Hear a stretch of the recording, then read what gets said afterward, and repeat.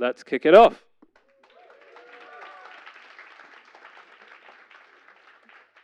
So I'd please like to welcome to the stage, and if we could give a huge round of applause for Annette Andrews, who will be talking about creating and engaging people strategy. Annette, over to you.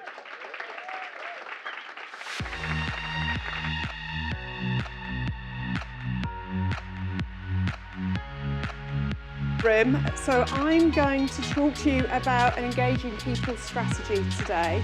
Look, this is one of my favourite topics, but I'm restricted to 25 minutes. But what I'll say to you, you've got 5 minutes Q&A at the end, but if there's anything you want to know more about afterwards, just shout. I'll hang around a bit at the end, but also you can always contact me. So this is me before haircut, all right? And I used to be the former Chief People Officer at Lloyd of London. But I was a brave girl. Please note, it took a lot of bravery. I left 5 years ago to set up my own coaching and consulting business because I felt that my 2 boys were finally old enough and off to uni that I could take a risk and do something for me. And no regrets. I've been having a huge amount of fun. So let's talk about an engaging people strategy. Just a couple of things I wanted to say to you. Please don't think creating a people strategy is just for your CPO or HRD to do. Actually, it's something that needs to be bought into by everybody within the HR team, and you have a role on inputting to that, but also working on that with your business as well. So you're an important part of it, so please take ownership of that. And the fun bit is you can take a mini part of the people strategy and do it for your particular business unit or part of the business, whatever your remit is as well. So there is a role for everybody in it. I'm going to share some hot tips, some lessons learned, and some scars with you, because I want to try and save you some of the years of learning that I've had, all right? But equally, I would say to you, this can be a game changer for your business, but also the people function. I've got a personal view that post-pandemic, during the pandemic, people went up the radar. Thank goodness. I used to have to fight to get my agenda items on the board meeting, and I was always last. And it'd be, oh, Annette, we ran out of time today. All right, and I'd be like, great, I've just prepared for that for months. But it's gone up, all right? So it literally typically now comes after finance. Good move, all right? We've got to keep it there. Really, really important we keep it there, all right? Because as I said, it can be a game changer for businesses, especially in this complicated world that we live in right now. So I'm going to talk to you about executive committee. So those are your CEO and direct reports. I'm going to talk about senior leaders and managers. So those are reports through to the executive committee. But I'm also going to talk to you about a board. You may or may not have any interaction directly with a board, but they're very important. Why are they very important? Of course, I'm biased because I sit on boards now. But the reason for that is they can make sure that people are considered on the board agenda. They can hold the executive accountable. They can input to the people strategy based on what they've had elsewhere. But you can influence them and, dare I say it, upskill them as well from a people perspective. Believe me, that's fun, all right, as well. So, little bit about me. What I would say to you, I started with, this is what I've done. I feel very, very fortunate for my career and everything I've learned and developed. But this is only part of me. I shared with you, I've got 2 boys, I've also got 2 dogs, I've got a partner. When we think about relationships at work and creating that people strategy, it's about thinking about the whole person that is employed by us. It's not just about the person that rocks up at work. It's about the whole person and how we're integrating that into the strategy. That is what will make people sticky. I love that word, sticky to our organisation, but it will also attract other people as well. And if you feel sticky, think about it from your own perspective, if you feel really sticky with your organisation, you're more likely to perform, you're going to be more engaged. So that stickiness is really important.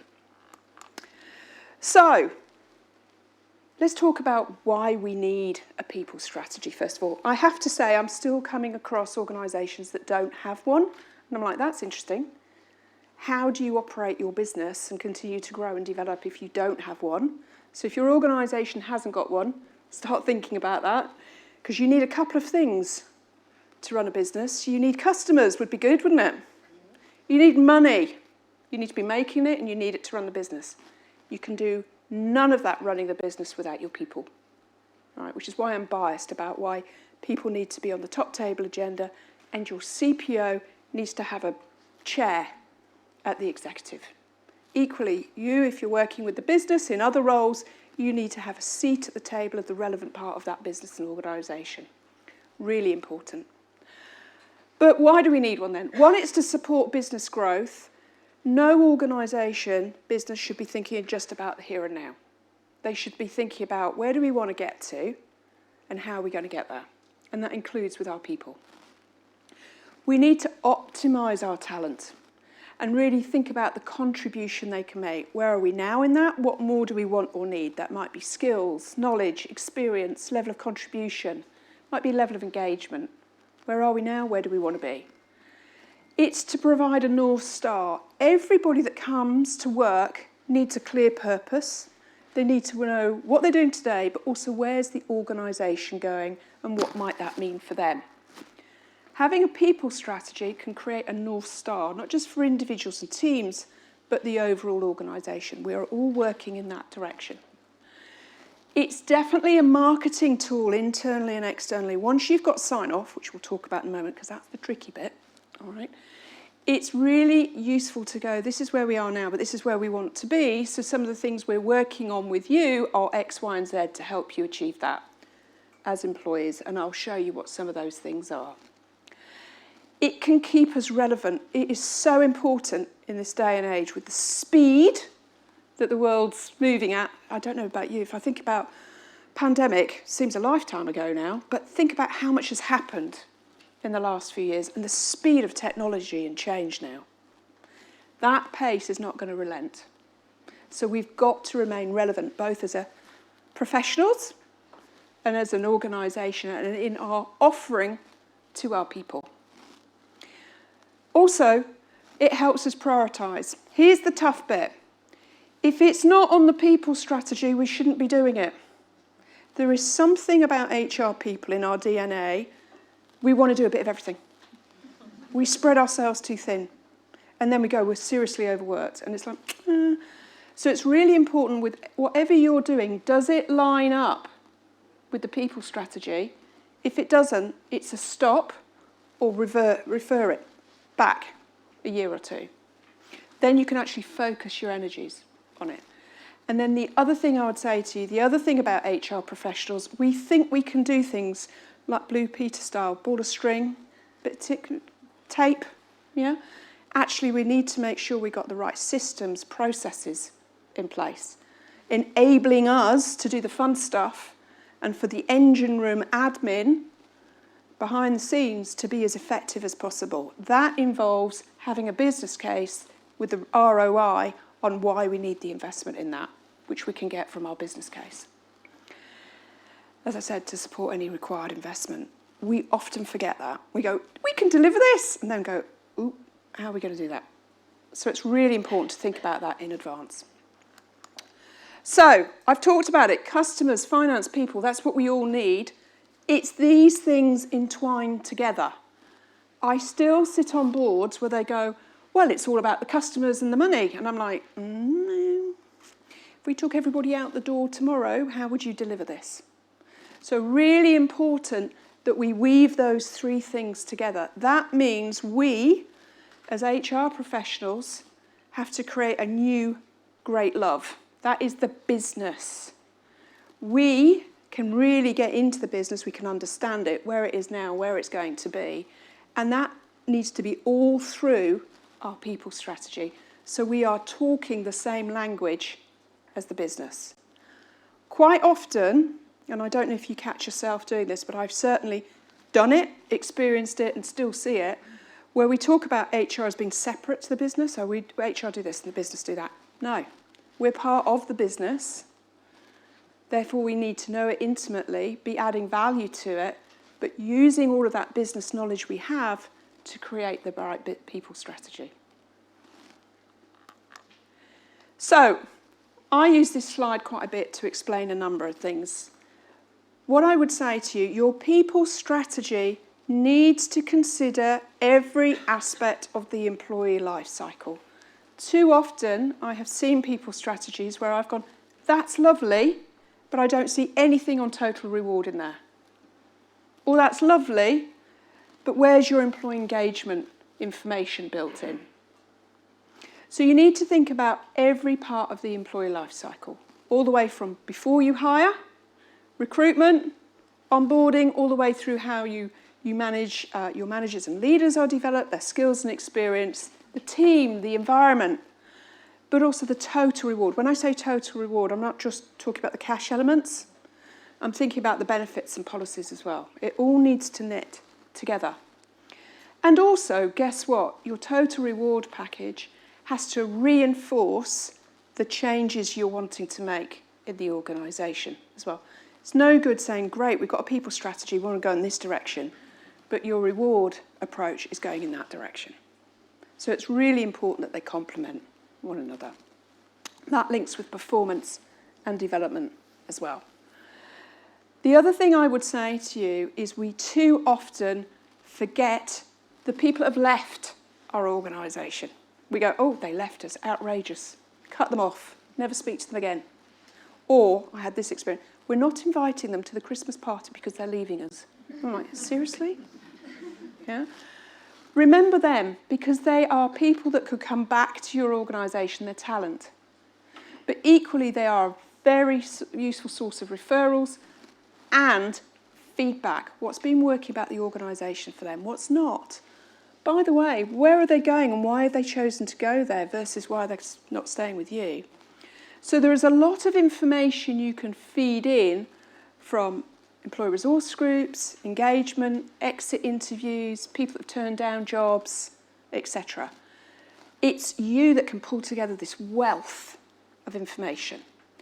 The other thing I would say to you, it's really, really important, data. We used to be able to get away, I'm not sure we ever did really, but we used to pretend we could get away without data. We can't. All right? We need to make sure that any statement of fact we make is backed up by data. All right? Why is that so important? One, we have to check ourselves, really importantly. But it's also, if we think about where we are now and where we want to be, we need to create metrics for our development and growth. Equally, if we're talking to a business in a business discussion, they're all over the numbers, all over the business performance. We need to make sure these correlate with all of that. So I describe it as putting together a big jigsaw.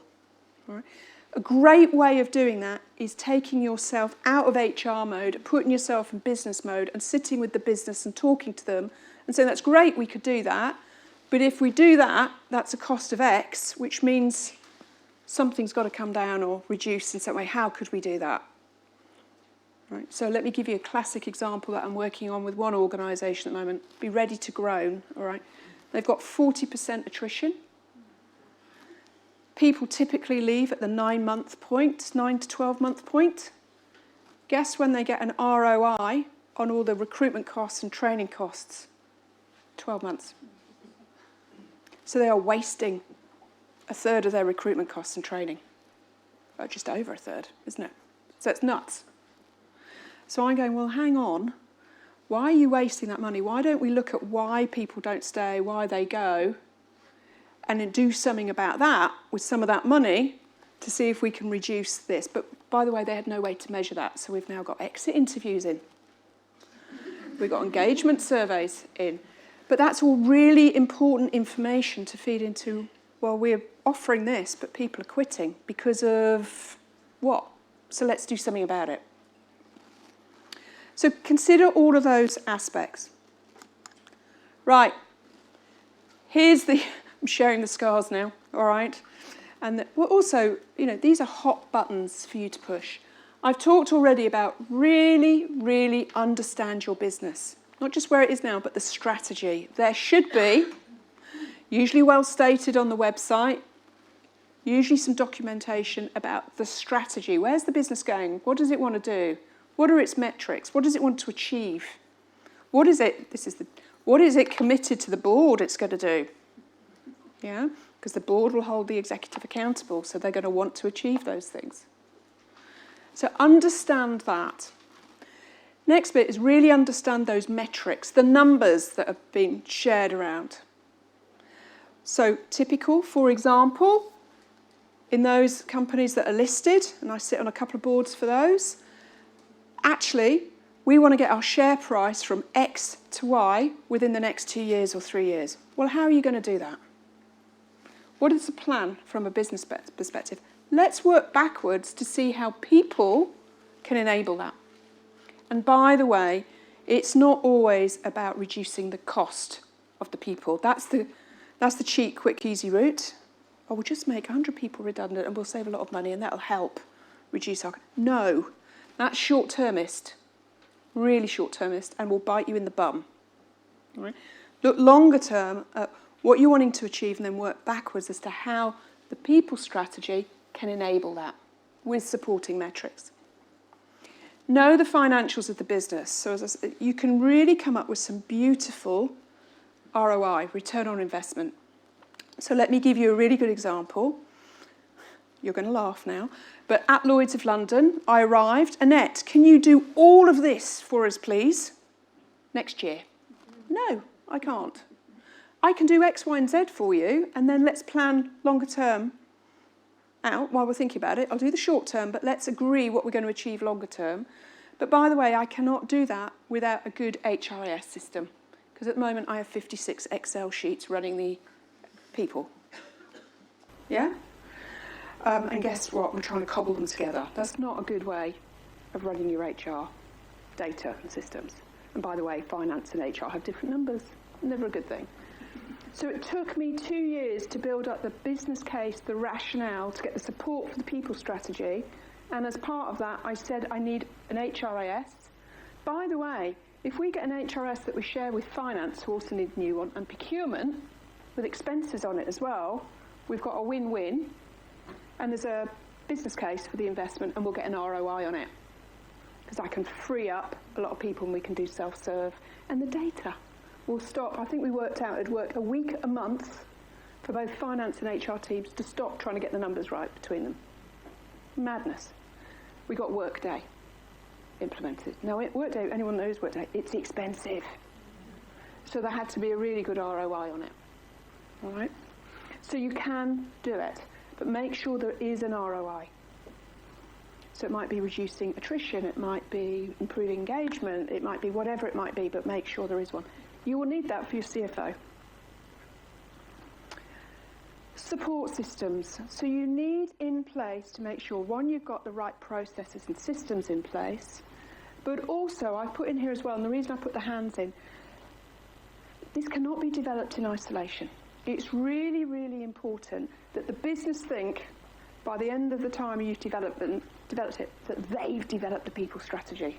It was all their idea, their little fingerprints are all over it, and you have done it in conjunction with the right answer, by the way, because they will come up with some really good ideas. Yeah? But really important that you think about systems and not just the technology, but the infrastructure around it, but also the partnership that you need to have to create it. So when we developed the people strategy, I loved this. When I was getting approval for it, because not only did I have to get it through exec, which we'll talk about in a moment, I had to go to board and get it signed off and approved, but the CFO shared the presentation with me. And I was like, that is victory when you're not a lone voice sitting in a room, the business are buying into it. Investment. Make sure whatever you do, huge lesson learned, always carve out investment. So you identify your ROI and say, great, I've got this all signed off, fabulous, but I now need you to commit to this investment as part of it, and we start spending that.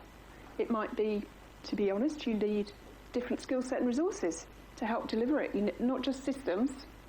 You might need some changes in the infrastructure. For example, I got a third party in to help us review all the benefits, a total reward review. Paid off massively, and there was again an ROI on it.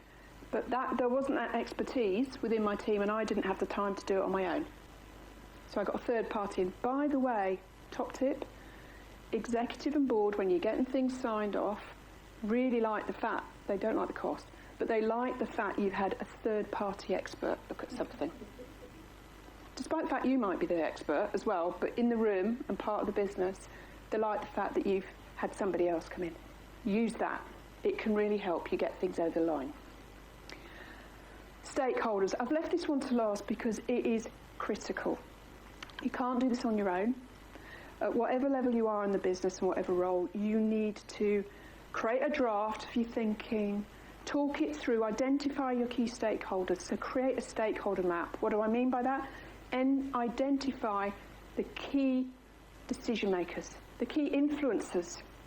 There are always people that are, yes, they're the key decision makers, but there are other people as well that are the quiet voice that will influence people, that talk to them and go, that's a great idea, you should do that. And they go, see you, that's a great idea, I'll do that. And know your business and know who those are. Create a stakeholder map. They might not be all yours, you might not have the best relationship with them all, but between you, you will certainly know. And also, by the way, start to get champions in those stakeholders who go, brilliant, I'd love a new finance system, and if we join together resources on that, we'll both get it. And I'm like, oh, great idea. Yeah. So plan out your stakeholders and then literally start to work your way around. Get their input, get their thoughts and views, start building your strategy. Top tip, don't do it any more than a 3-year strategy in this environment because it's changing so much. It used to be 5 years, as I said. I would say 3. You're still going to have to review it every year to see if there's any adaptations you've got to make because the world changes, business changes. But if your stakeholders see in the documentation that you start to go through as a people strategy, they see what I call carrots. They see things that they've come up with or their little thoughts and views in there. Even the language they use. It might not be the language you would have used, but the way they express themselves, they start to feel ownership. It's psychology. It's neuroscience. They start to feel they own it and are part of it as well. Don't make your overall initial people strategy too long. People get bored. Right? We've got very short attention spans and very short time. 7 slides max. Just to summarise it, if people buy in and get to it and want to know more, underneath it you have detail. Really important, underneath it you have detail. And I would say to you, year 1, you need to have what I call quick hits in it, where people go, oh great, it's already coming up with some stuff. But again, have your metrics to prove it.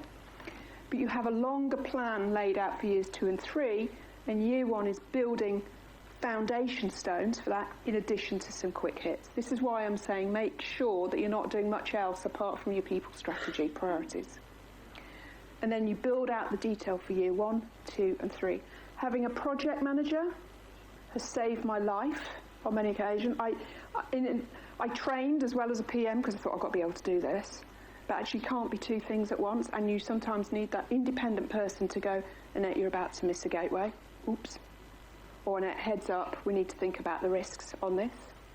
So that independent person can be centrally placed, but again helps ownership from the business that you've got it properly, I can't say it, project managed.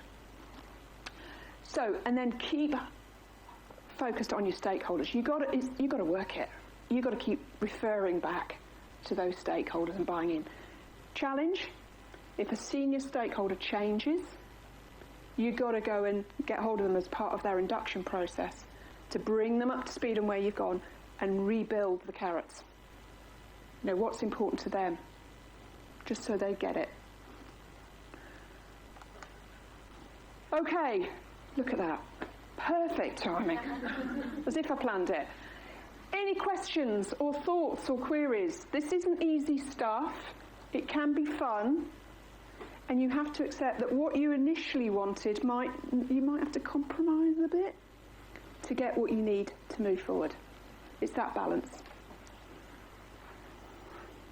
Hello, thank you, really Hi. useful.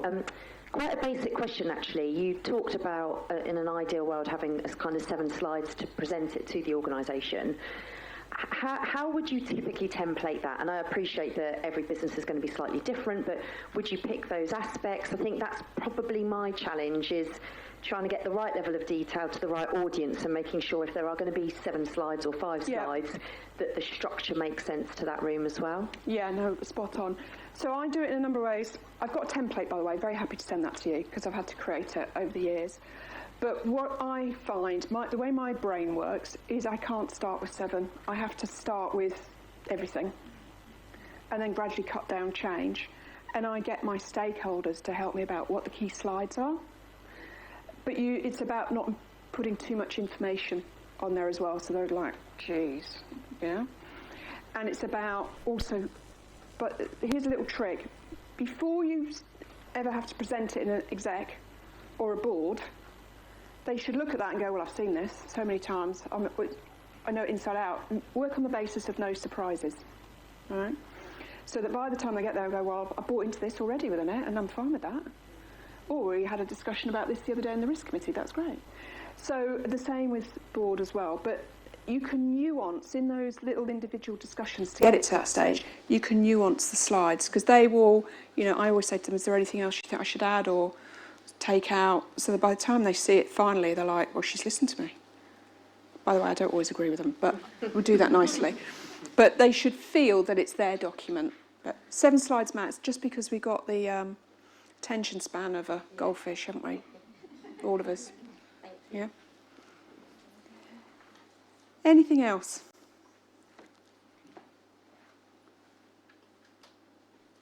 No? Oh, one at the back.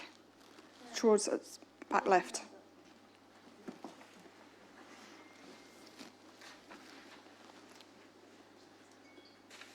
Hi, I have a question about presenting to the board. So I present to the board on a quarterly basis for my organization, and they like to get in the weeds with certain things, which could potentially make our conversation go a lot longer and into areas that, quite frankly, I don't really think they need to get into. Yep.